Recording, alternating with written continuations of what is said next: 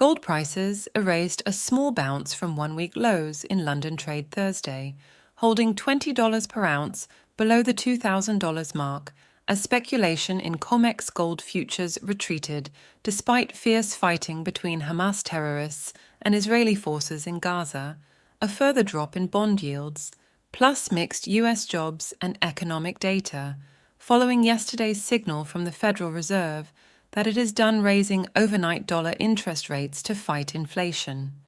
"We remain strongly committed to bringing inflation back down to our 2% goal," said Fed Chair Jerome Powell, after the U.S. Central Bank held its target cost of borrowing unchanged from July's U.S. rate rise to the highest effective level since 2001 at 5.33% per annum.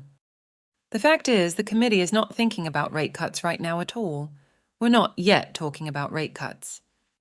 With the Bank of England pausing its UK rate rises at its November meeting today, all four of the world's reserve currency central banks have left overnight rates unchanged in the past week, the first such time since April 2022.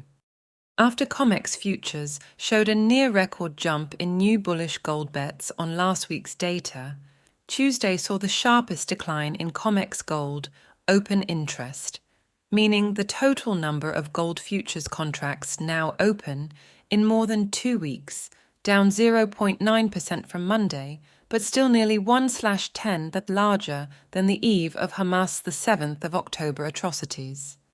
Wednesday then saw open interest edge lower again, the first such 2-day stretch of falling interest in Comex gold futures since the end of September. Separate data from the CME derivatives exchange shows that betting sank overnight that the Fed will now raise rates in either December or January, but the consensus remains that the first cut from today's 5.25 to 5.50% range won't come before June. Global stock markets leapt following the Fed's decision and Powell's press conference, putting the MSCI World Index on track for its strongest one-day gain of 2023 to date with a rise of 1.6%.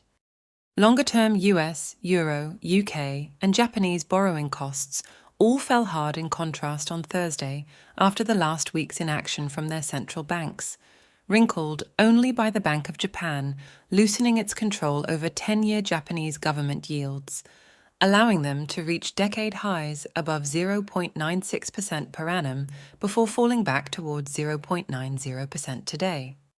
10-year UK gilt yields today fell to 4.36% per annum, down 0.4 points from August's multi-year highs, while German bond rates dropped towards mid-September levels at 2.71%, and 10-year US Treasury yields sank to 2-week lows beneath 4.68%, more than 0.3 points below the 2007 levels reached barely 2 weeks ago. For the dollar price, $2,000 gold is not very far from where we are at the moment, Reuters quotes senior consultant Harshal Bharat at independent analysts Metals Focus. So, given the volatility that we've seen in the price over the past month or so, it cannot be ruled out that we won't see those levels again. With Comex speculation easing around the Fed decision, the UK gold price meantime dropped to one-week lows at £1,625 on Thursday, while Euro gold prices lost almost 2% from Friday's record high weekend, close to trade at Euro 1,865 per ounce.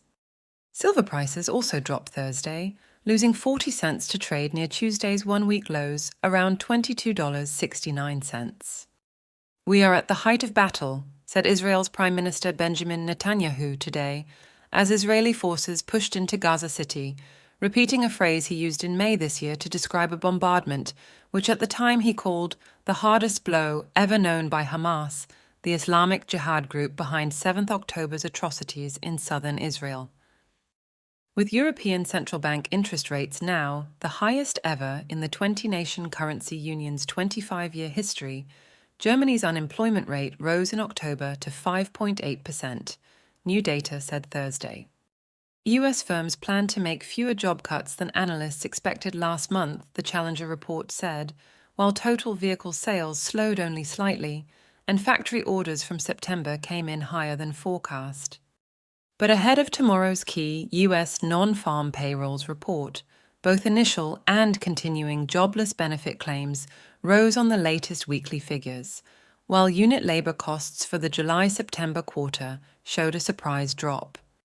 Please like this video and subscribe to our channel.